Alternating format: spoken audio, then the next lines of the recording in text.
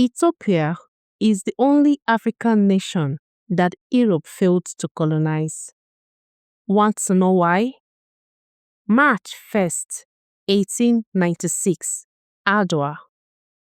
Italy invaded with rifles, artillery, and arrogance. They left with 7,000 dead and a collapsed government. Africa was not theirs for the taking. This is how Ethiopia proved it. By 1896, Europe has caped up almost the entire African continent. At the Berlin Conference in 1884, European powers drew line on a map and divided Africa among themselves. Not a single African leader was in the room. Britain controlled Egypt, Sudan, and South Africa. France had North and West Africa. Germany held East Africa. Belgium had the Congo. Only two African nations remained independent: Liberia and Ethiopia. Italy wanted Ethiopia.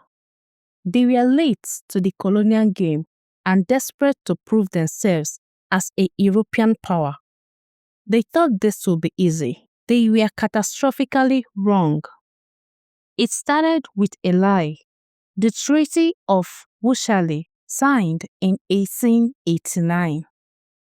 In the Amharic version Ethiopia's emperor signed, the country may use Italian help in foreign relations if they choose. Optional. In the Italian version sent to Rome, Ethiopia must handle all foreign relations through Italy. Required: one word changed, one deliberate mistranslation. On paper, Ethiopia became an Italian protectorate. Emperor Menelik discovered the deception in 1890. He wrote letters to every European capital, making it clear Ethiopia was not an Italian colony. Europe ignored him. So in 1893, Menelik officially rejected the treaty. Italy's answer was invasion. But Menelik had been preparing for this moment since the day he took the throne. Menelik understood something other African leaders understood too late. Europe wasn't going to leave Ethiopia alone. So while the Italy prepared for war, Menelik prepared better. He brought modern weapons from the same European powers backing Italy. French arms dealers sold him rifles to counter Italian influence. Russian Christians connected to Ethiopia's ancient Orthodox faith provided support. British merchants, happy to undermine Italy, supplied ammunition. By 1896, Ethiopia had stockpiled over 100,000 modern rifles and dozens of artillery pieces. Menelik played European powers against each other brilliantly and armed his nation with their own weapons. Then he sent words across the empire: unity or death. The response was massive. From every region, commanders brought their forces. Ras Alula from Tigray, the general who had already beaten Italian forces at Dugali in 1887. Ras Makonnen from Haram. Ras Mikhael from Wollo. Ras Gobana with Oroma warriors from the south. And Empress Taytu, Menelik's wife, a political force as powerful as any general. She didn't stay in the palace. She organized intelligence, pressured nobles to unite, and commanded her own forces in battle. By late 1895, over 100,000 Ethiopian fighters were moving south. It was one of the largest armies Africa had ever assembled. Italy fielded about 20,000 troops to 17,700 Italian soldiers, plus several thousand Eritrean askaris. They were well armed, well trained, and backed by European powers. But they were outnumbered 5-1 in territory they didn't know, and they made 3 fatal mistakes. First, racism. Italian commanders genuinely believed Africans were primitive and easy to defeat. They looked at Adwa like target practice. Second, bad intelligence. Italian scouts reported that Menelik's army was starving and about to collapse. They were dead wrong.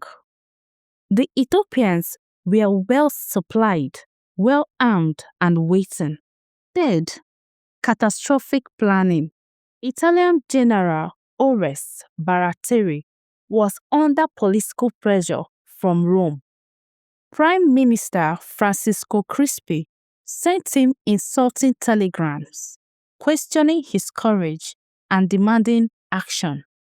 So on the night of February 29, 1896, Baratieri made the decision that destroyed his army. He ordered a night advance through unfamiliar mountain terrain to surprise the Ethiopians at dawn. His forces split into 4 columns, moving in total darkness with bad maps. By sunrise on March 1st, the Italian army was scattered, separated, and exposed. Any element of surprise was gone, and Menelik was ready. War drums sounded across the mountains. 100,000 Ethiopian warriors moved as one organized force. General Matthew Abatun's brigade made contact first. He thought he was approaching a small outpost. He had actually marched 4,000 men straight into the center of the Ethiopian army. 25,000 fighters hit him from all sides.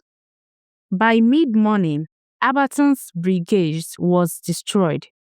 He was captured. General Vittorio Dabomida heard the gunfire and tried to link up with other Italian units, but the mountains blocked him, and Ethiopian forces surrounded his column. His men were trapped in a valley with no escape. Dabomida died with his soldiers.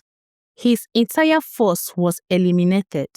General Giuseppe Arimodi formed defensive squares and used his artillery. His men fought for hours, firing as fast as they could reload. But ammunition runs out. Guns jam. Men get tired. Ethiopian forces sent wave after wave of fresh fighters until Arimodi's squares collapsed. Arimodi was killed. His force broke. While the front lines scattered, Empress Taytu moved his forces to capture Italian artillery positions in the hills. Her soldiers took the cannons and turned them around. Italian guns now fired on the Italian army. No European commander expected an African woman to control artillery in battle. Taytu proved them catastrophically wrong.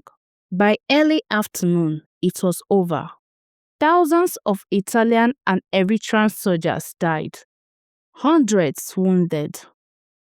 Thousands were captured, including hundreds of officers. Italy lost more than half its invasion force in 6 hours. Ethiopian casualties were heavy too, about 7,000 killed and many wounded. Victory came at a brutal price, but it was total victory. General Baratieri fled back to Eritrea with what remained of his army. News of the defeat reached Rome and the government collapsed within days. Prime Minister Crispi resigned in disgrace. Riot broke out across Italy. Mothers mourned sons who would never return. Italy had dreamed of empire. An African kingdom destroyed that dream in a single afternoon. In Addis Ababa, Menelik faced a choice. European powers routinely massacred defeated African armies. Prisoners were rare. Mercy was not something colonizers practiced. He could have executed every captured Italian soldiers. He chose differently. Menelik treated the prisoners according to the international laws of war that the Europeans claimed to follow. He fed them, housed them, and eventually sent them home in exchange for a new treaty. The Treaty of Addis Ababa, signed in October 1896. Italy finally recognized Ethiopia's complete independence. No protectorate, no claims, full sovereignty. It was a deliberate message. Ethiopia understood international law better than the powers claiming to represent it. The prisoners returned to Italy with stories of African army that fought with modern weapons and discipline, of an emperor who showed more humanity in victory than Europe had shown in a century of conquest. The Battle of Adwa sent shockwaves across 3 continents. In Europe, it shattered the might of European invincibility. An African nation had defeated European army in open battle and forced them to sign a treaty recognizing independence. It proved colonization wasn't inevitable. In Africa, the news spread like wildfire. From Senegal to South Africa, the story traveled through traders and travelers. Europeans had won. It gave hope where there had been none. It proved resistance could succeed. For descendants of enslaved Africans in America and Caribbean, Adwa became a symbol of pride. Black newspapers in United States celebrated Ethiopia's victory. Marcus Garvey cited Adwa as proof that Black people could govern themselves and win against empires. The Rastafarian movement reviled Ethiopia as the only African nation that never failed. In the 1960s, when African nations fought for independence, leaders like Kwame Nkrumah appointed to Adwa as inspiration. The Ethiopian flag, green, yellow, and red, became the model for liberation movements across the continent. Ghana adopted similar colors when it gained independence in 1957. So did Guinea, Mali, Benin, and Cameroon. The colors of the nation that never failed became the colors of African freedom. Menelik ruled until 1913, strengthening borders and modernizing Ethiopia while navigating a continent being divided around him. He died as an emperor of the only African nation that successfully resisted European colonization. When Italy returned in 1935 under Mussolini, seeking revenge, they brought poison gas and aerial bombardments.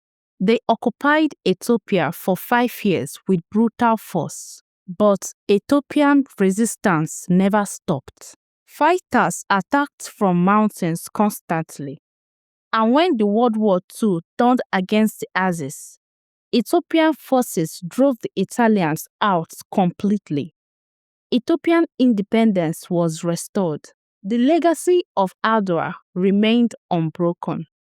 Every year on March 2nd, Ethiopians celebrate Adwa as a national holiday, not as ancient history, but a living proof.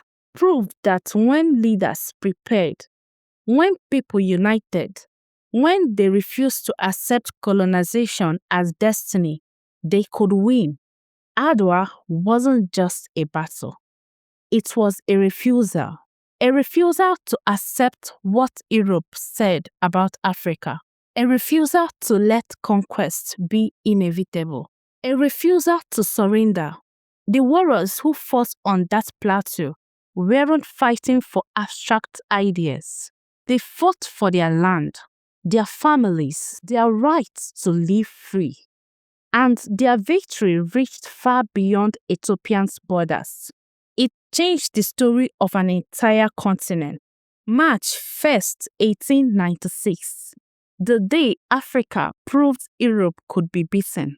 100,000 Ethiopian warriors standing victorious on their own land, under their own flag, answering to their own emperor. Ethiopia never bowed, and the world never forgets.